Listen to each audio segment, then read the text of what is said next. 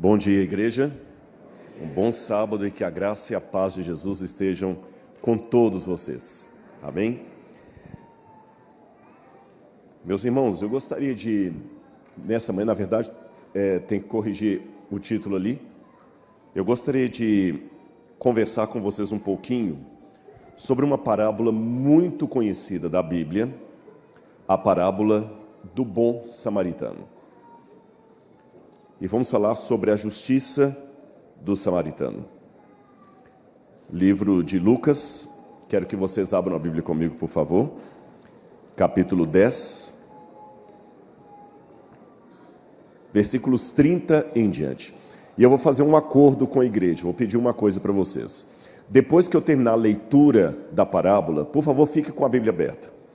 É uma questão de gosto pessoal, eu admito, mas eu tenho uma razão teológica por pedir assim. Às vezes, nós temos o costume, não quero ser deselegante, mas em alguns sermões, cita-se a Bíblia, fecha a Bíblia, conta-se um monte de historinha e não volta para a Bíblia. Eu acho que a gente tem que analisar o texto bíblico. O que o texto está dizendo?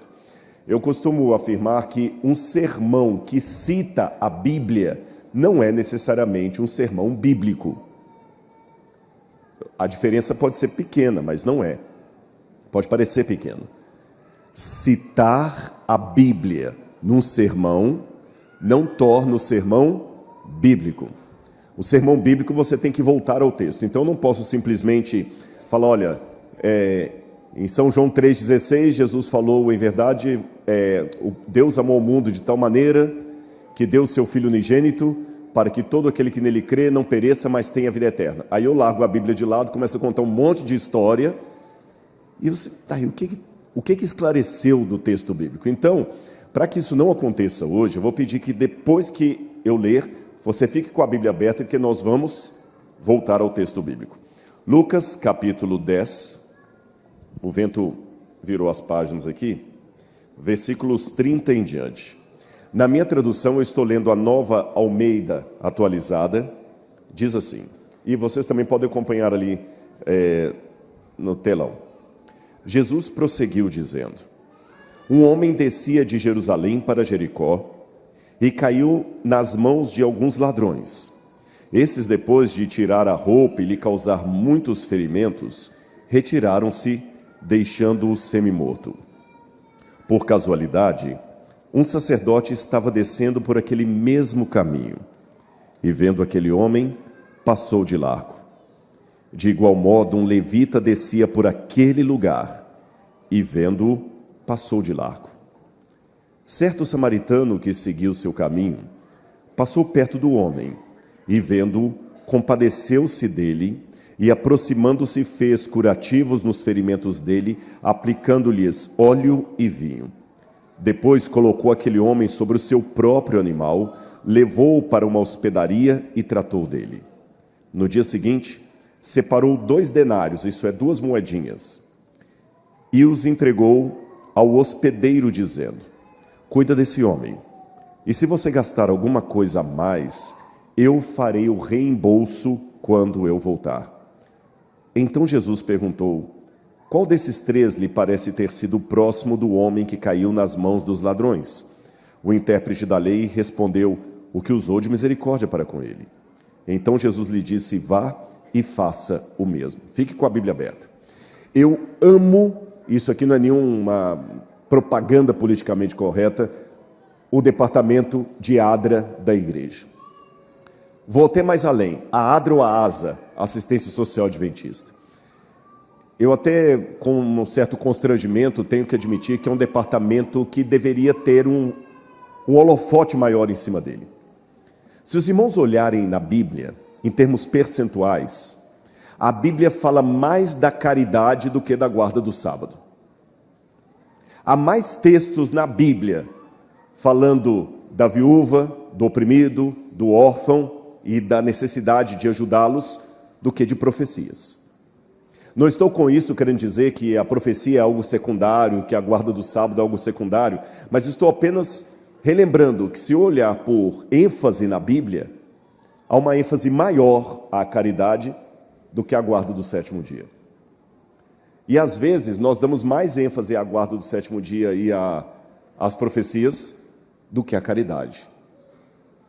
Eu lembro quando eu entrei para a igreja que falava do departamento de Dorcas. Era uma salinha no fundo lá que aquelas senhorinhas ajudavam com a meia dúzia de roupa usada lá. E eu acho que a caridade e a assistência social deveria ser o carro-chefe de muitas de nossas ações. Tá certo? É lógico, isso não pode substituir a pregação das 3 mensagens angélicas, mas deveria ser um carro-chefe, negligenciado. Contudo, a despeito dessa minha admissão pública, eu tenho que dizer para vocês que quando eu leio a parábola do bom samaritano, contrário ao que muitas vezes eu ouço por aí, para ser honesto com o texto, aqui não está falando de assistência social. Em que pese essa minha advertência para que foquemos mais na caridade, na assistência social, infelizmente, eu devo admitir que a parábola não fala de assistência social. E os irmãos sabem, para a gente poder entender um texto bíblico, é importante saber o seu contexto. Por isso que uma das coisas que eu sempre procuro fazer agora com arqueologia é colocar a Bíblia dentro de um contexto. Gente, a Bíblia é feita de sabor, cheiro, expressões idiomáticas, hábitos culturais, noções de geografia, que a gente vai perdendo no estudo da Bíblia, e quando você vê a Bíblia dentro desses elementos, ela fica muito mais clara. Eu estou vendo aqui o Dimas, que já viajou com a gente para Israel e para a Turquia. O Dimas pode dar esse testemunho. Como é que a Bíblia fica com uma outra leitura depois que você está lá, e o semblante das pessoas. Agora eu entendi. Então eu vou fazer um pouquinho desse exercício com vocês hoje, de olhar o contexto, para definir, afinal de contas, qual é o assunto da parábola do bom samaritano. Bom, já que o verso que eu li começa com o verbo prosseguiu, não é assim? Prosseguiu, então significa que tem algo antes que é importante. O que está antes? Leiam comigo, por favor, desde o verso 25. Eis que certo homem, intérprete da lei, levantou com o objetivo de pôr Jesus à prova. Ele perguntou: Mestre, que farei para herdar a vida eterna? Então Jesus lhe perguntou: o que está escrito na lei? Como você a entende? A isto ele respondeu: ame o Senhor, seu Deus, de todo o seu coração e de toda a sua alma, com todas as suas forças e de todo o seu entendimento. E ame o seu próximo como você ama a si mesmo. Então Jesus lhe disse: você respondeu corretamente. Faça isso e viverá. Mas ele, querendo justificar-se, perguntou a Jesus: quem é o meu próximo? Aí Jesus conta a história do bom samaritano. Vamos começar pelo contexto. Certo doutor da lei se levantou. Essa expressão me diz que Jesus estava possivelmente num ensinamento público, talvez ali no alto de uma montanha da Galileia, como um rabi fazia com seus discípulos, ou, mais provável ainda, Jesus estivesse pregando numa sinagoga. Quando a gente escava sinagogas no Oriente Médio, a gente tem alguns elementos arquitetônicos que ajudam você a perceber que é uma sinagoga. E a arquitetura das sinagogas não era muito diferente uma da outra. Normalmente, o lugar da assembleia não era com as cadeiras assim como vocês estão sentados. Os bancos ficavam na lateral, naquela parede, lá na frente e aqui. E o centro era vazio. Então havia um púlpito que geralmente era colocado no centro. E olha que interessante, em qualquer lugar que você estivesse sentado, o seu foco estava no centro, ali no meio. Aí vinha o próprio pregador, o chefe da sinagoga vinha com um carrinho. Sabe esses carrinhos de servir lanche em avião? Um carrinho parecido com aquele, levava a Torá até o centro. Quando não era um carrinho, eles pegavam um vaso de barro, tiravam do lugar do guinissá, onde a sinagoga era guardada, onde a Torá era guardada, e levavam até a frente. Ali ele abria o rolo, lia em pé, por questão de reverência, e a leitura não era feita como eu li aqui, certo homem, Eles liam, como o rabino faz até hoje na sinagoga, lia cantado. Cantado. Eu não sei o tom que eles cantam, é um jeito diferente lá. Tem um curso, inclusive, na Yeshivá, só para você cantar a Torá. E muitas partes da Bíblia, vocês não percebem porque está em português, mas no original hebraico está em forma de poesia. Então, a poesia que era recitada em cântico, em forma cantada, para facilitar a memorização. É óbvio, uma música faz você decorar muito mais a letra do que ficar apenas lendo ali. Então, a pessoa lia de maneira cantarolada. Ele podia ler uma porção da lei, que eram os livros de Moisés, ou uma porção dos profetas. E depois que ele lia, rolava o rolo da lei, entregava ao mestre de cerimônia, aí ele voltava, e aqui à frente, algumas sinagogas mais sofisticadas costumavam ter 2 bancos. Uma cadeira, que era chamada cadeira de Moisés, e uma outra cadeira que era chamada cadeira de Elias. Aí depois que ele lia, se ele lia uma porção dos profetas, ele sentava na cadeira de Elias e fazia o sermão sentado. Se ele lia uma porção de Moisés, da lei, ele sentava na cadeira de Moisés. Sem perder o foco aqui da parábola de Lucas, vamos ver a Bíblia falando sobre isso? Abra a Bíblia comigo, coloca um marcador de página, igual eu vou fazer aqui, olha. Coloca um marcador de página para você não perder. E vamos a Lucas, capítulo 4, versículos 16 em diante. Olha essa liturgia que eu falei, como é mostrada aqui na Bíblia. Lucas, capítulo 4, versículo 16. Jesus foi para Nazaré, onde havia sido criado. Num sábado entrou na sinagoga, segundo o seu costume, e levantou-se para ler. Lembra que eu falei? Então Jesus foi até o centro e começou a ler uma porção do profeta Isaías. Só um minutinho que o vento virou minha página aqui. Depois que Jesus leu, aqui olha, então lhe deram o livro do profeta Isaías, e abrindo o livro achou o lugar onde está escrito. Aí Jesus lê Isaías, vou pular essa parte. Verso 20. Tendo fechado o livro, Jesus o devolveu ao assistente e sentou-se. Na cadeira de Moisés ou de Elias? O que vocês acham? Qual porção que ele leu? Isaías. Então tinha que ser na cadeira de Elias. Porque Moisés representa a lei e Elias representa os profetas. Por isso que na transfiguração apareceram junto com Jesus Moisés e Elias, os dois apontando para Cristo, quer dizer, a lei e os profetas apontam que ele é o Messias. Por isso que as 2 testemunhas vestidas de pano de saco de Apocalipse capítulo 11, quando você vê a descrição, uma testemunha parece com Moisés e a outra parece com Elias, a lei e os profetas. Por isso que nós interpretamos como sendo a Bíblia Sagrada. Só que alguns interpretam o Antigo e Novo Testamento, na verdade é Moisés e Elias as Escrituras, porque na época que o Apocalipse foi escrito, o Novo Testamento não estava pronto. Entenderam? Ficou claro isso aí para vocês? Jesus sentou na cadeira de quem? De Elias, porque é parte de Isaías. Aí, quando ele sentou, todos na sinagoga tinham os olhos fitos nele. Então Jesus começou a dizer, a ensinar. E por que o sermão, diferente do que eu faço aqui no Ocidente, era sentado? Aqui eu estou pregando em pé. Por que eles pregavam sentados? Porque no Oriente Médio, coisas importantes não podem ser ditas em pé. É lógico, a Bíblia era lida em pé por uma questão de reverência. Mas a explicação não pode ser dada em pé, porque não pode ser algo com pressa. Se na cultura do Oriente Médio, você quiser conversar comigo, Rodrigo, eu quero conversar com você. Se eu ficar em pé, como é que é seu nome? Júlio. Se o Júlio falar, Rodrigo, eu quero conversar com você uma coisa muito séria. Se eu virar para o Júlio e falar assim, pode falar, Júlio, eu estou ouvindo, eu estou desrespeitando. Se eu realmente der importância, o meu primeiro ato deve ser sentar. Mateus capítulo 5.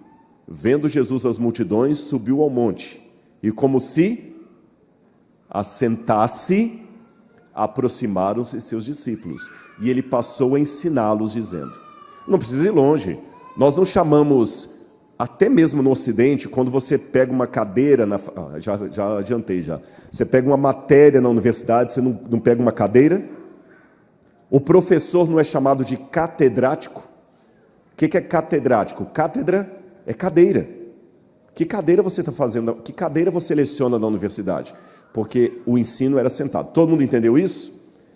Bom, a outra passagem que eu queria ler, mas não quero me delongar muito nisso, é só para vocês entenderem o contexto, seria Mateus, capítulo 23. Vamos só ler rapidamente aqui.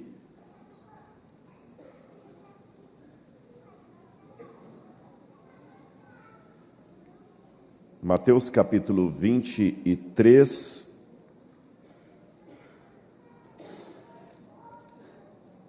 Só um minutinho aqui. Estou procurando aqui. É o verso onde Jesus fala o seguinte. Tudo que você... Aqui, ó, 23, verso 2, achei. Na cadeira de Moisés se assentaram os escribas e fariseus. Portanto, façam e observem tudo o que eles disserem a vocês, mas não os imitem nas obras, porque eles mesmos... Porque dizem e não fazem. O que Jesus quis dizer com isso? A cadeira de Moisés da sinagoga. Todo mundo entendeu isso? Podemos voltar para Lucas capítulo 10? Jesus talvez estava numa sinagoga. Agora que vocês já aprenderam que na sinagoga a Torá ou os profetas eram lidos em pé por reverência e a explicação era dada sentada, sem pressa, havia mais um detalhe da cultura do Shabat na sinagoga que nós não temos na nossa cultura, mas eles tinham. O auditório participava com perguntas sobre o sermão. Perguntas. A gente não tem esse costume, o pregador fala sozinho, mas naquele tempo o auditório participava. E deixe-me perguntar, se alguém quiser falar, qual é o gesto que ele tem que fazer por uma questão de elegância? Levantar a mão. Naquela época era ficar em pé. A pessoa ficava em pé, dava a palavra. Então quando diz, eis que certo homem, Lucas 10, 25, se levantou, ele era doutor da lei, se levantou, talvez Jesus estava fazendo um sermão e ele levantou. Agora, ele se levantou com que objetivo? Colocar Jesus em provas. Perceberam? Agora, por que eu digo que esse texto não tem a ver com... Vamos passar só o próximo slide ali, por favor, o PowerPoint. Por que eu digo que esse texto não tem nada a ver com assistência social? Olha bem o jogo de palavras do diálogo entre ele e Jesus. Coloca lá na frente para mim, por favor. Não está projetando? Ok. O intérprete da lei pergunta, que farei para herdar a vida? E ele é um intérprete da lei. Olha a palavra lei, eu até destaquei lei ali com letras garrafais. Ele era um intérprete da lei, que pergunta o que farei para herdar a vida eterna. Jesus pergunta o que está escrito na lei, e ele cita a lei. E Jesus fala, faça, que farei para herdar a vida, faça e viva. E depois que ele disse, tudo isso eu já faço, Jesus no final termina, vá e faça o mesmo. Essas palavras, fazer, lei, vida eterna, lei, fazer, vida eterna, isso para mim é assunto de salvação. Não é assunto de assistência social. O tema aqui é justificação pela fé. E a pergunta daquele homem era uma pergunta idiota para um doutor da lei. Que farei para herdar a vida eterna? Para herdar você não faz nada. Ou você está no testamento ou não está.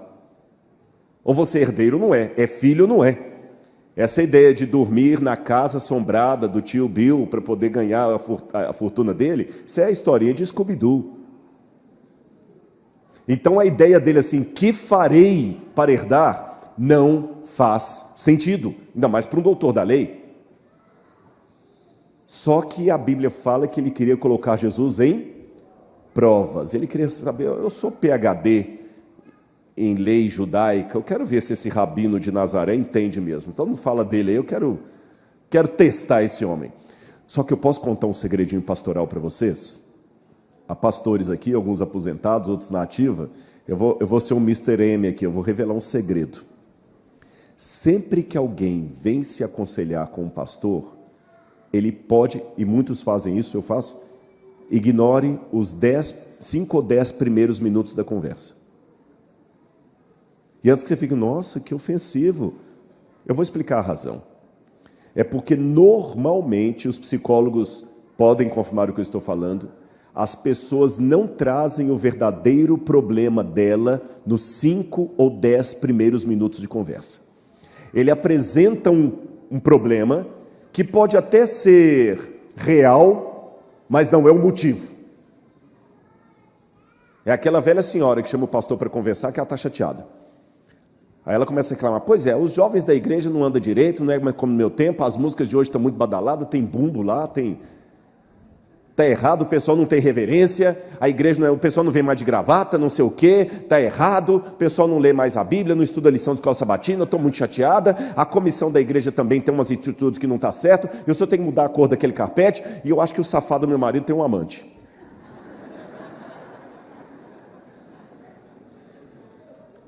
Pode parecer cômico, mas é a realidade. E eu explico a razão. É lógico que um psicólogo explicaria muito melhor do que eu não sou da área. O seu inconsciente, ele tem travas para proteger você, e tem coisas do inconsciente que ele não quer que venham à tona, então ele tenta bloquear. O Freud, embora o Freud está mais para a psicanálise, né, do que da psicologia, o Freud tem um caso lá da esquizofrenia, um caso clássico de uma moça que ele tratava de esquizofrenia, e um dia numa terapia ela falou que o pai dela ficou assustado quando ela falou que ia virar prostituta, quer dizer, protestante. Ela trocou a palavra prostituta com protestante. Na verdade, o inconsciente estava travando o que ela queria dizer. Perceberam? Querem um exemplo bíblico? Vou dar 2. No Jardim do Éden. Adão, por que você fugiu e se escondeu? Qual foi a resposta dele? Porque eu estava nu. Era verdade ou era mentira? É verdade. Mas o problema era porque ele estava nu? Você está nu? Mas quem fez você saber que estava nu, Adão? A mulher que o Senhor me deu um fruto, aí eu comi. O problema de Adão é que ele estava em pecado, mas ele não falou isso de cara. A mulher samaritana, qual que era o grande problema dela? Ela queria se sentir amada. Mas até Jesus chegar ao ponto de chama o seu marido e vem cá, e ela fala, eu não tenho marido, ela conversou com Jesus sobre água, sobre Monte Gerizim, sobre judeu e samaritano, sobre tudo. Nós também somos assim. Então aquele jovem doutor da lei queria testar Jesus só no primeiro momento. Aí Jesus, você quer me testar? Não é isso? Ele não queria colocar Jesus a provas?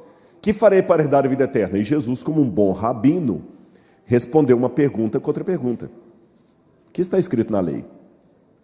Dizem que uma vez perguntaram ao judeu, por que vocês judeus têm o costume de responder uma pergunta com outra pergunta? Ele respondeu, há algum mal nisso? Mestre, que farei para herdar a vida eterna? Bom, já que você acha que tem que fazer alguma coisa, o que está escrito na lei? Na lei está falando isso, então. O que você está me perguntando? Vai e faz. Aí olha o que acontece. Agora vamos comigo ao verso 29. Mas ele, querendo o quê? Como é que está na sua Bíblia? Justificar-se. Acabaram os 10 minutos, agora o verdadeiro problema veio à tona. Apesar de ser um doutor da lei, aquele jovem queria se sentir justo. Ele queria ter paz com Deus e ele não tinha. Quem sabe ele estaria como muitas pessoas da igreja. Fala assim, eu já sou a 5ª geração de adventistas, minha família tem pastores, tem anciãos, tem líderes bravadores, departamental, tem tudo, eu estou aqui, mas estou cansado, não tenho paz. Eu ainda venho porque os meus amigos estão aqui, mas eu não estou tendo paz. Aí Jesus, agora você quer justificar-se. Deixa eu contar uma historinha para você. Aí Jesus vai contar a parábola do bom samaritano. Que, deixe-me falar, muito provavelmente a parábola do bom samaritano foi um caso real. As pessoas entendem equivocadamente que toda parábola é uma história, um caso fictício. mas algumas parábolas podem ser casos reais, como esta provavelmente foi um caso que aconteceu. O livro Parábolas de Jesus, de Ellen White, fala que até alguns dos envolvidos estavam presentes. O que Jesus fez foi pegar, quem sabe, eu podia pegar aqui a guerra da Ucrânia, falar, vocês ouviram a guerra da Ucrânia? Eu vou tirar uma lição para vocês. Teve um caso assim na guerra da Ucrânia, o que você tira de moral dessa história? Jesus contou uma história que todo mundo estava comentando, ou seja, que tinha saído no jornal A Folha de São Paulo daquela época. Aqui você tem uma foto, esse monte de pedras que você está vendo ali é uma construção do período bizantino, Idade Média. Mas essa construção que está ali em cima, ela está exatamente no ponto onde passava a estrada romana da época de Jesus, e próxima a um palácio de Herodes que está completamente abandonado. Tem um vídeo que eu fiz, depois quem quiser pode assistir no meu canal do YouTube lá, onde eu falei assim, descobri um palácio de Herodes ali. Tem lixo ali naquele lugar. Tem uma fortaleza de Herodes ali. Aqui eu tenho uma outra foto, onde vocês veem a rodovia atual. Estão vendo aqui à direita? Vocês que estão aí, à direita também, não é? À direita, uma rodovia. E aqui à esquerda, embaixo, você tem restos da estrada romana do primeiro século, da época de Jesus. E partindo do pressuposto que essa parábola é uma história real, você tem ali a foto da estrada romana onde isso aconteceu. Ali em cima, você tem Jerusalém e Jericó. Então, estou falando de o norte está para cá, o sul está para cá, o leste está para cá, o oeste está para lá. Essa estrada de Jerusalém para Jericó é uma estrada de aproximadamente 25 quilômetros. Quase 25 quilômetros, essa estrada romana. Andando a pé, como eles andavam no tempo de Jesus, você gastava umas 8 horas para fazer esse trajeto. Com 8 horas dá para ir para o Rio de Janeiro? Rio de Janeiro? Belo Horizonte. O que você gasta para ir de carro daqui a Belo Horizonte, gastava para ir de Jerusalém a Jericó 24 quilômetros. Se fosse num jumentinho, você economizaria umas 2 horas de estrada e chegaria com 6 horas. Agora eu quero chamar a sua atenção para uma coisa, e eu vou pedir para você memorizar isso, porque eu vou precisar dessa informação mais à frente. A estrada romana quase não tem curvas. Olha lá, volta por favor o slide ali. Eu vou voltar lá na tela, vocês vão ver que a estrada romana ali em laranja, ela quase não tem curvas, vocês estão vendo? Ela quase não tem curvas. E aqui onde está escrito Inn of the Good Samaritan, é a hospedaria do bom samaritano. Ali nós temos um resto arqueológico que eu vou mostrar para vocês, de um hotel de beira de estrada, datado da época de Jesus. Então, considerando a historicidade desse relato, foi ali que isso aconteceu. Vocês estão vendo aqui escrito Ad Kelt, ou Kilt, aqui embaixo? Ali, provavelmente, só para fazer um parênteses, não tem a ver direto com a parábola, é o local do Vale da Sombra da Morte, mencionado no Salmo 23. E Jericó está abaixo. Agora, o que nós podemos aprender dessa... isso aqui é só uma informação, como é que os romanos faziam as estradas. O tanto de cascalho e pedra e brita que eles colocavam para assentar as estradas romanas. E eu tenho até a foto aqui de uma estrada romana escavada, e você vê as camadas que os romanos colocavam. Era um trabalho árduo, mas os romanos foram pródigos em fazer estradas que interligavam todo o Império Romano. Por isso que já diz o ditado, quem tem boca vai a Roma. É claro, olha lá as estradas romanas que já foram mapeadas até hoje pela arqueologia. Agora eu quero novamente mostrar uma foto aérea do vale por onde passava a estrada romana. O Ad Kilt está lá no fundo, estão vendo? Se eu for naquela direção, eu estou indo para o leste. Aqui para baixo está oeste. O norte está para cá, o sul está para lá. Você tem o Palácio de Herodes aqui embaixo, tá certo? A subida de Adumim, a Bíblia fala de Adumim Malon, e essa região foi encontrada porque Adumim significa terra vermelha. Então, arqueologicamente falando, é ali que acontecia isso. Esse meu lado esquerdo aqui é Samaria. O lado direito é a Judeia. Então, ali era uma região de conflito. Sabe quando no estádio de futebol tem lá um jogo entre dois times rivais e tem aquele parte ali que tem uma torcida daqui e a outra se rivalizando? E os judeus odiavam os samaritanos e vice-versa. Claro, vocês conhecem a história, né? Os samaritanos, desde a época do cativeiro da Síria, aqueles povos misturados que ficavam ali, os judeus odiavam tanto os samaritanos que no Talmud é dito o seguinte, preste atenção: aquele que aceita pão da mão de um samaritano é pior do que o que come carne de porco. Sentiu o drama? E o Herodes constrói o palácio dele ali também. Bom, já que eu falei com vocês para prestar atenção nesse detalhe, agora vamos à parábola. Volta aquela imagem que eu quero mostrar uma coisa para vocês. Vocês estão notando que tem um vale com uma cadeia de montanhas para um lado e uma cadeia de montanhas para o outro. Então era um lugar muito perigoso. Deixa eu voltar aqui, depois eu mostro aquilo ali. Era um lugar muito perigoso. Por quê? Bandidos ficavam escondidos nas pedras e quando o pessoal passava, eles assaltavam. O comum era esperar um grupo para descer, para não ir sozinho. Só o fato daquele homem que foi assaltado estar andando sozinho, já foi imprudência. E muita gente podia julgar, por que ele foi sozinho? Como a gente julga, né? Não sei. Eu sei que ele foi e foi assaltado. Foi assaltado como muitos de nós somos assaltados até hoje, porque a filosofia dos bandidos é: o que é seu é meu, por isso eu vou tomar. E não pensem apenas naquele ladrão à mão armada que assalta alguém na porta do banco. Há muitos outros ladrões desse mundo. Por exemplo, é um paradoxo que numa época de tantos meios de comunicação, é o tempo em que nós menos nos comunicamos. Alguém até colocou, ironizando na internet, que durante a pandemia acabou o pacote de dados de um celular e um jovem, depois de anos, encontrou a mãe dele em casa. Aí mostrou um menino abraçado com a mãe assim chorando. Nós não nos comunicamos. Roubaram a nossa capacidade de entender o outro. Roubaram o nosso tempo. Quanto menos coisas temos para fazer, mais ocupados estamos. Que hoje a máquina faz para você. A máquina calcula. Engenheiro, todos aqueles cálculos que você precisava ficar fazendo pela cabeça antes ou com a calculadora, hoje o computador calcula. Já traz a metragem pronta.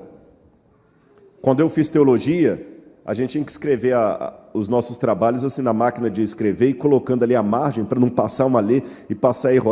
Hoje não, o computador formata, se você errar a palavra já mostra que você errou, e mesmo assim a gente não tem tempo de ler, não tem tempo de escrever, não tem tempo de nada. Estão fazendo com que nós fiquemos cada vez mais ocupados com coisas importantes, sem tempo para as coisas que são essenciais. O que é seu é meu, por isso eu vou tomar. Aí, aquele homem apanhou, tiraram tudo que era dele, talvez levaram suas roupas também, suas vestes.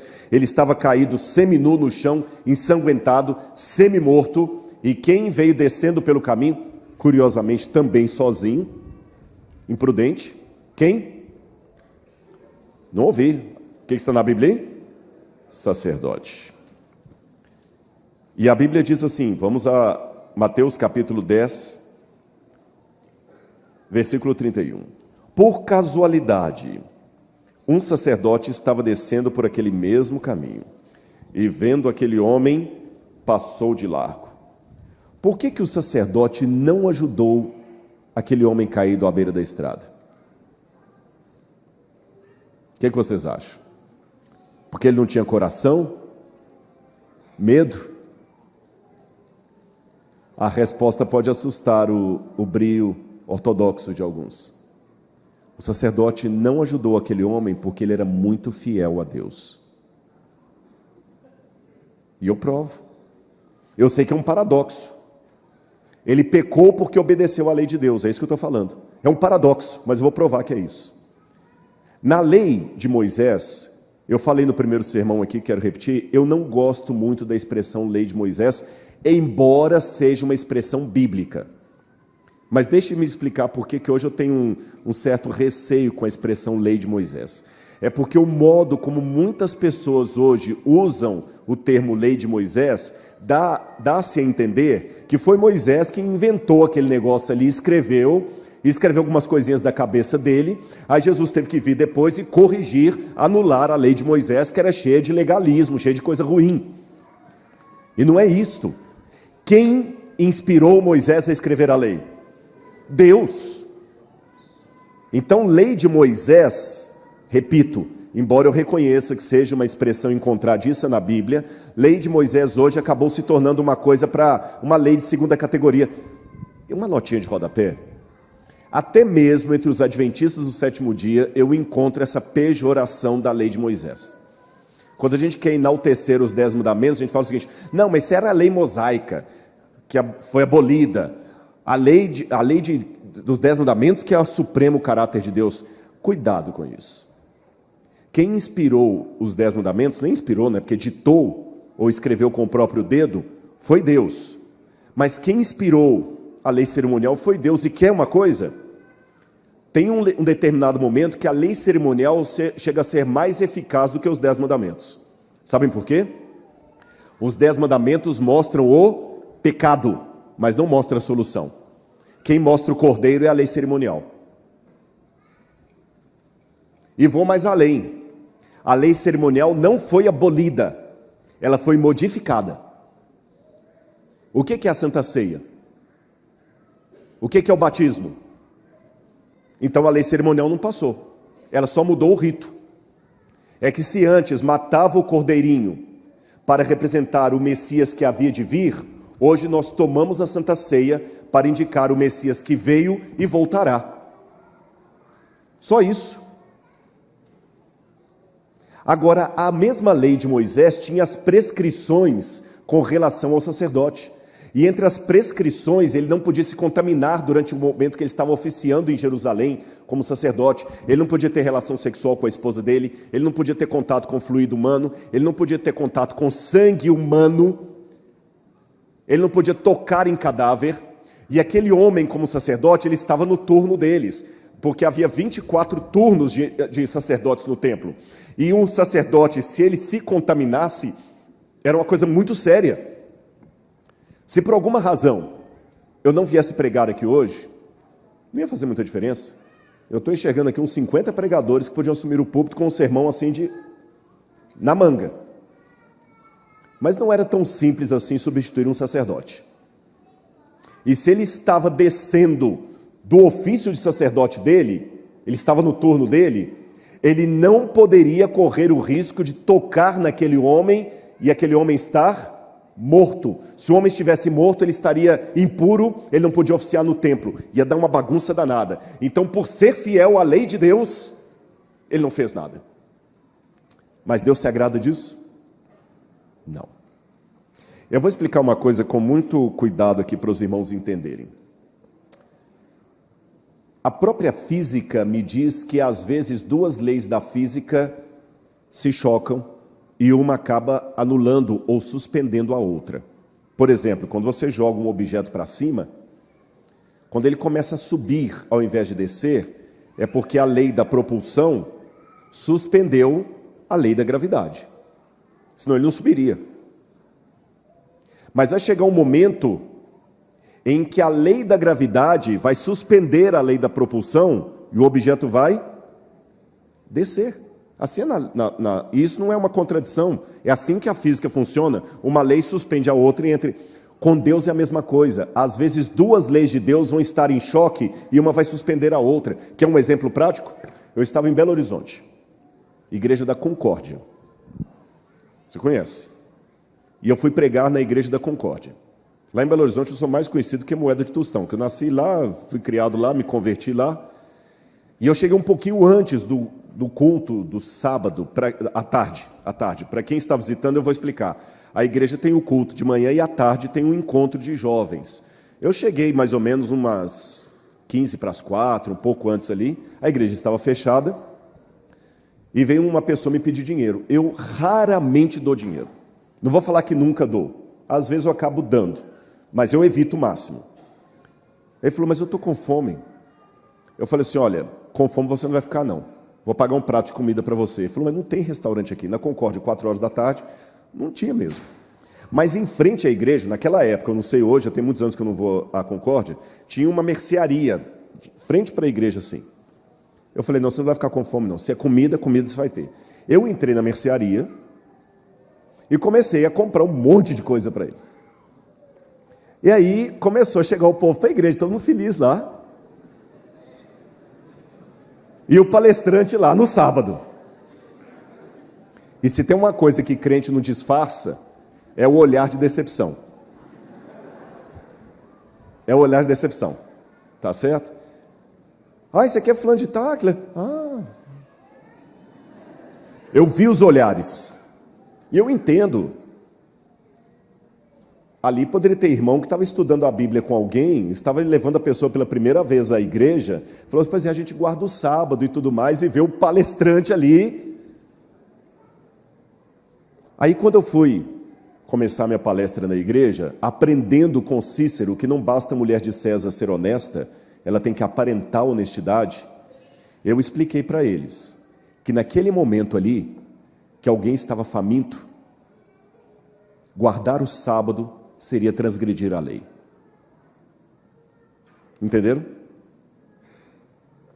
Então existem dois extremos perigosos quando nós lidamos com a ética, com a moral, com a lei de Deus. Um extremo perigoso é você ser tão caxias, tão fanático, tão legalista, que você não percebe as situações que são realmente excepcionais.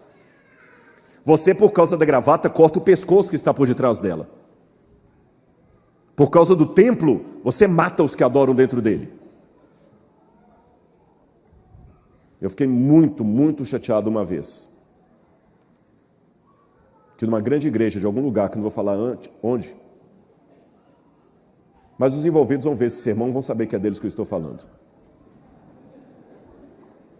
Eu recebi uma situação de um senhor firme na igreja, recepcionista da igreja de anos, que teve um problema cardíaco e a família teve que os levar para um hospital de emergência. Porque não tinha como esperar pelo SUS, ele ia morrer. E sem orientação ali, desesperado, passaram o cartão de crédito, uns 4 cheques predatados, e ele salvou a vida dele. Mas depois veio a conta.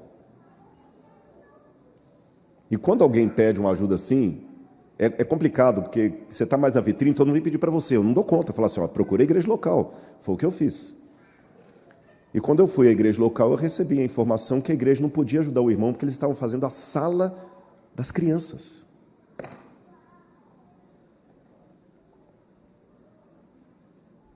Eu fiquei muito decepcionado.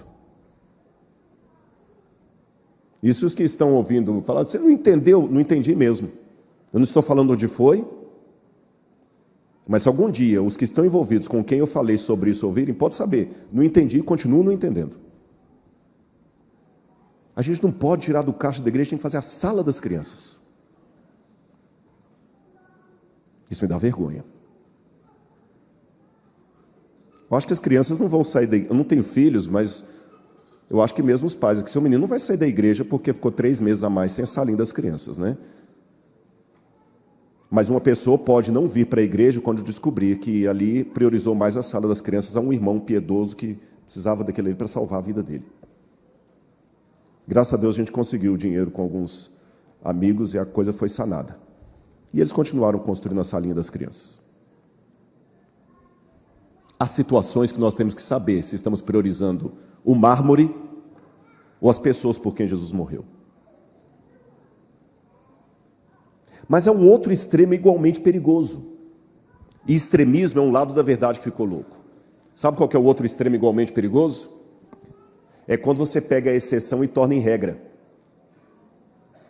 Eu até falei esses dias, foi o podcast do Flow aí agora essa semana, eu até falei isso lá.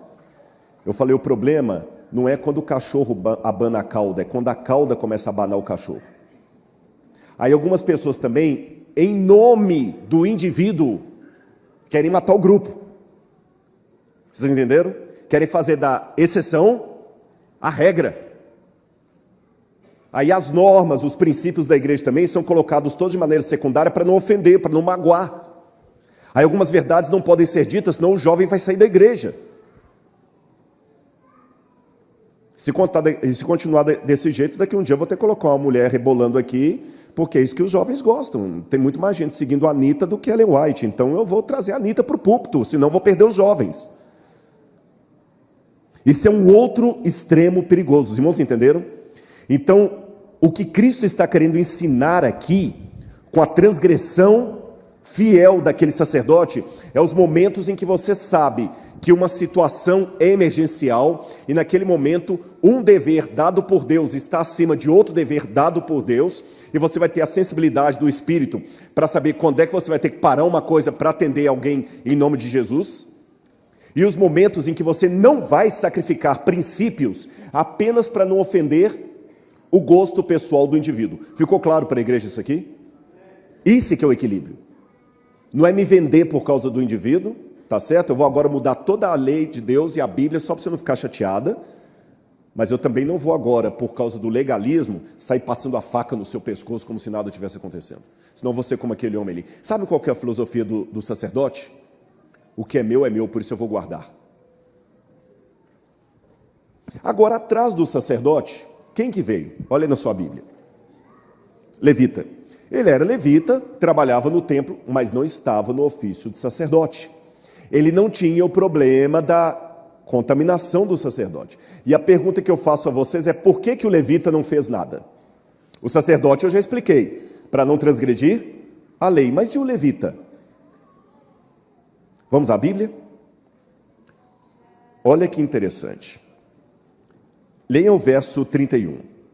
Por casualidade, um sacerdote estava descendo por aquele mesmo... Como é que está na sua Bíblia aí? Caminho.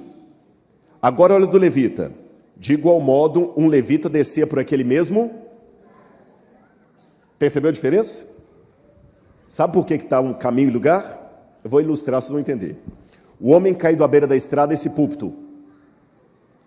O sacerdote passou aqui, ó. O levita chegou, olhou, talvez até tocou. É essa a diferença que está no texto bíblico. Um descia por aquele caminho, o outro pelo lugar. O levita chegou perto, olhou, quase fez, mas não fez. Aí eu repito a pergunta: por quê? Lembra aquela informação geográfica que eu dei no início e falei: decore essa informação porque eu vou precisar dela depois? O caminho era reto, e de Jerusalém para Jericó é uma descida. O que eu percebo?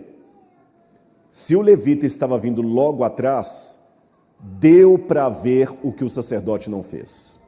Aí vem um outro problema que eu quero chamar a atenção, especialmente dos mais jovens da igreja. Mau exemplo de adulto não é desculpa para a sua rebeldia.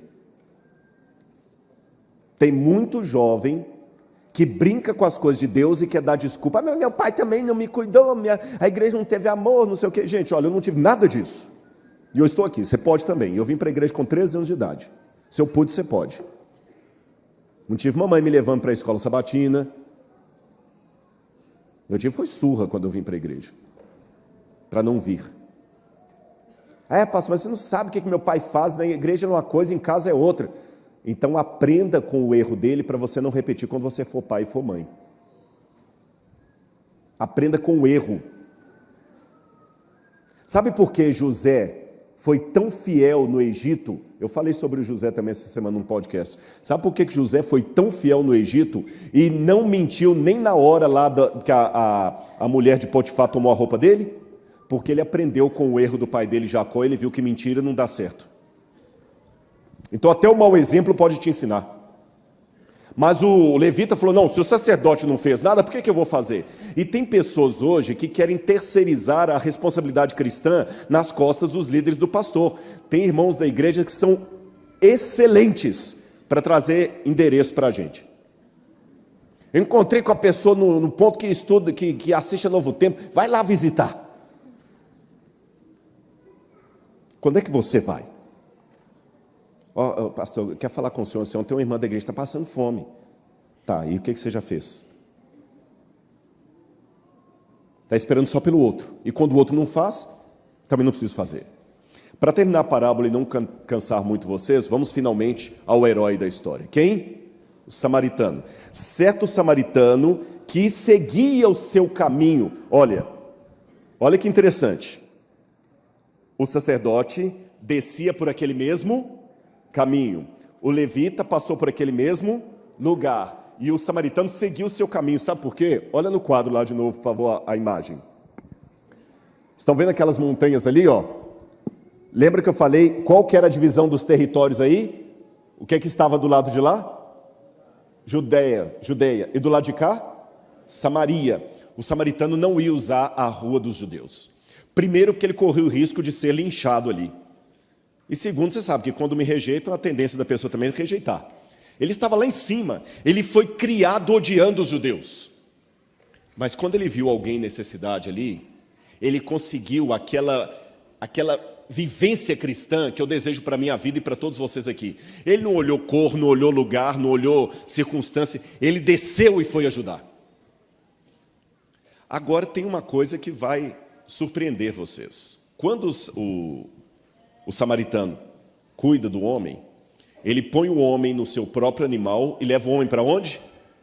Para a hospedaria. Aqui está um pedacinho apenas do sítio arqueológico onde você pode ver, aqui embaixo, olha, os restos de uma hospedaria do 1º século, da época de Jesus.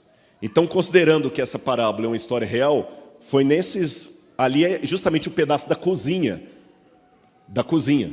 Foi exatamente ali onde aconteceu esse episódio, em que o samaritano entregou o homem e falou, cuida dele, se gastar alguma coisa a mais, eu te reembolsarei quando voltar. Agora, aqui como era hospedaria se estivesse construída, e um detalhe, essa hospedaria era um hotel de beira da estrada, onde todo mundo ficava, porque 8 horas para fazer esse trajeto, era muito comum você passar a noite ali. E não tinha hotel Ibis em cada esquina. Você não tinha muita opção. Então ali ficava do pobre ao rico, do sacerdote à prostituta, do religioso ao não religioso. Todo mundo ficava ali. Não tinha muita escolha. Detalhe importante também, decorem, todo mundo tinha que ficar na hospedaria para não continuar de noite. Era uma necessidade de ficar ali. Mais do que uma escolha. Aquele homem caiu à beira da estrada, passou o levita, o sacerdote não fez nada, o levita não fez nada, o samaritano o ajuda e o leva para a hospedaria. Agora tem uma parte que sempre me inculcou nessa parábola. Olhem a resposta de Jesus no verso 36. Qual desses três lhe parece ter sido o próximo do homem que caiu nas mãos dos ladrões? Você lembra qual foi a última pergunta que o doutor da lei fez para Jesus antes de Jesus contar a parábola? Repitam em coro. Quem é o meu próximo? Então, coloca ali na tela, por gentileza, eu quero ilustrar isso. Jesus é o bonequinho preto. Tá bem? O doutor da lei é o bonequinho azul. E o bonequinho azul perguntou para o bonequinho preto quem é o vermelho. Quem é o meu próximo? Por isso que eu coloquei uma interrogação. O bonequinho azul perguntou para o bonequinho preto quem é o vermelho. O meu vermelho.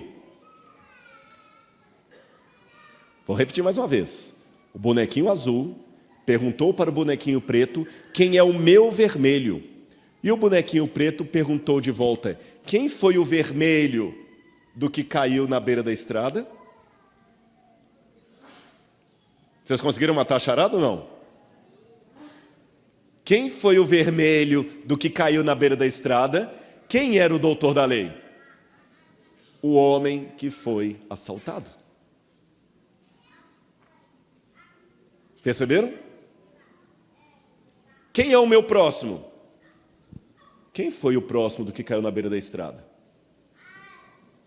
O doutor da lei foi a vítima do assassinato, do quase assassinato, do roubo. O doutor da lei que estava decepcionado com o judaísmo, que ele era tão fiel, e agora que ele cai na beira da estrada, talvez inconsciente, Os líderes da religião que ele tanto amava, que ele tanto era fiel, que ele era doutor naquela área, não fizeram nada para ajudá-lo. E a ajuda veio de quem ele menos esperava, de um samaritano. E para piorar, quem come o pão da mão do samaritano é pior do que quem come carne de porco. Isso num contexto judaico.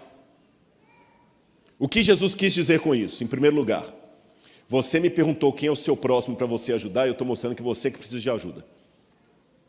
Em segundo lugar, Jesus foi xingado de samaritano pelos judeus. Então o samaritano acaba sendo um emblema, um símbolo do próprio Jesus. Terceiro lugar, qual é o meu papel na salvação? O que eu posso fazer para ser salvo? Não atrapalhar o papel do Espírito Santo. Não atrapalhar o papel de Deus. E quem não atrapalha já ajuda.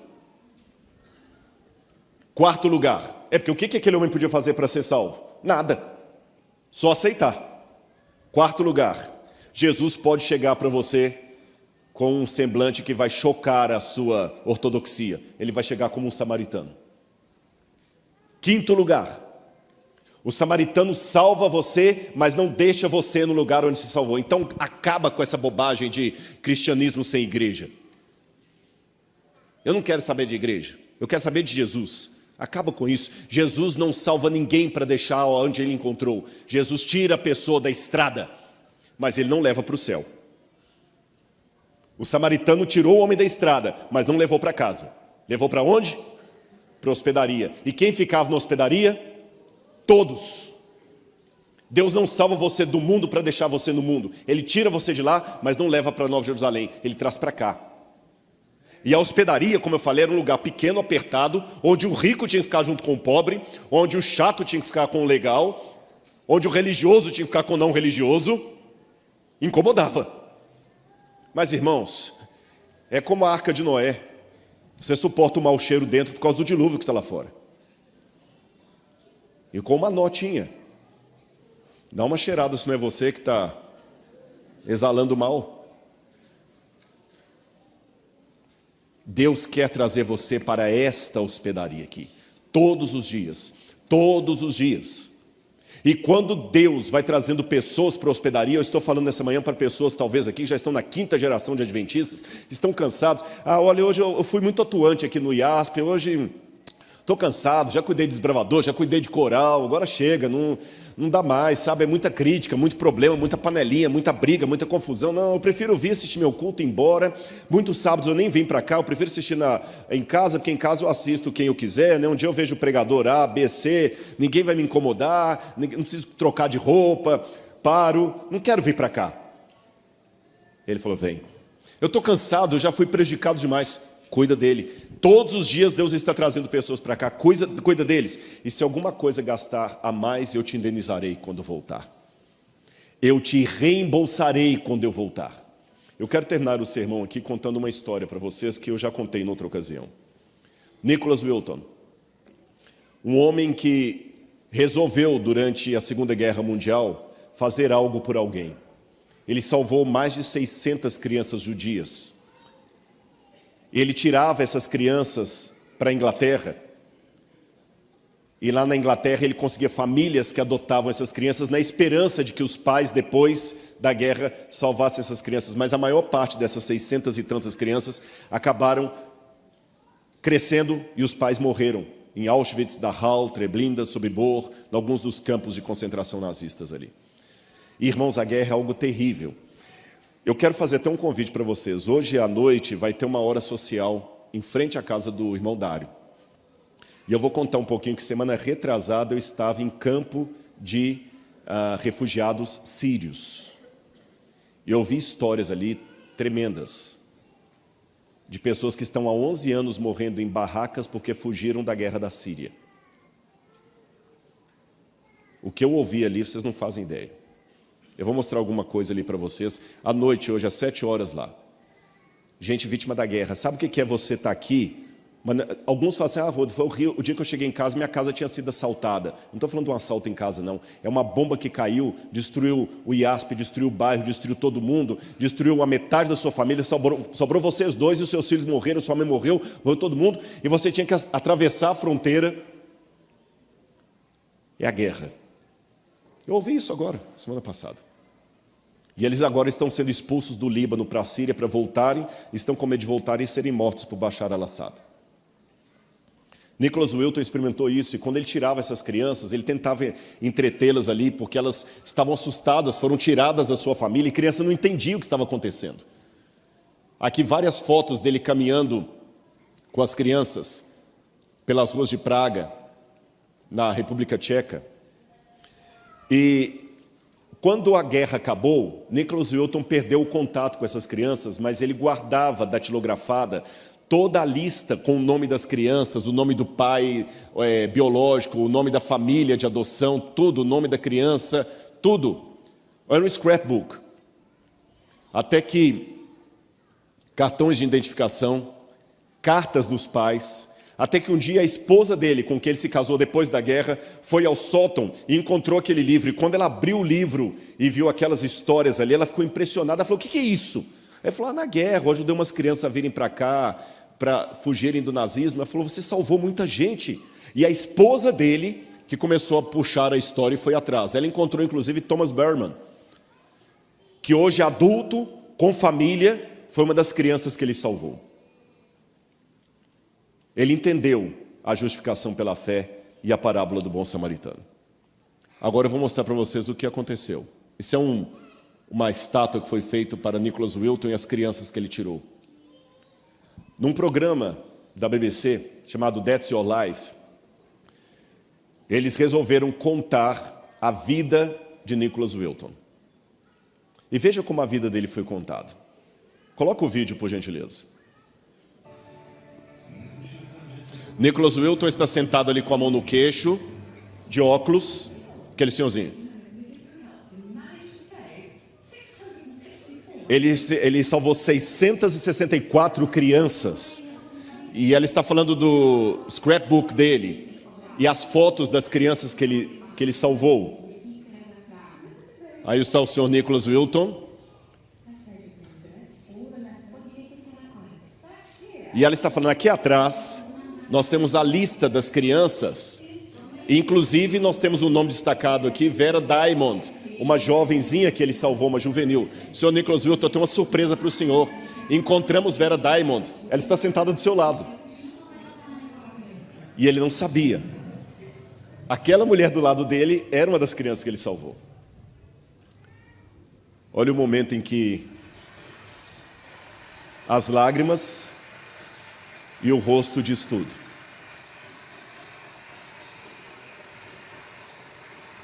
Não dá para falar muita coisa nessa hora, né? A não ser um singelo e tímido obrigado. Obrigado. Enquanto ele estava falando, outra mulher pediu a palavra e falou: desculpe-me, eu também estou aqui, eu tenho um cartão de identificação e eu gostaria de revelar, senhor Nicholas Wilton, também muito obrigada. O senhor salvou a minha vida também, eu sou uma das crianças. E a apresentadora do programa, nesse momento, quebrando todo o protocolo, falou: por favor, eu queria perguntar, há mais alguém aqui neste auditório que foi salvo pelo Dr. Nicholas Wilton? E então o samaritano, tirando 2 denários, entregou ao hospedeiro, dizendo: cuida dele. E se alguma coisa você gastar a mais, eu indenizarei você quando voltar.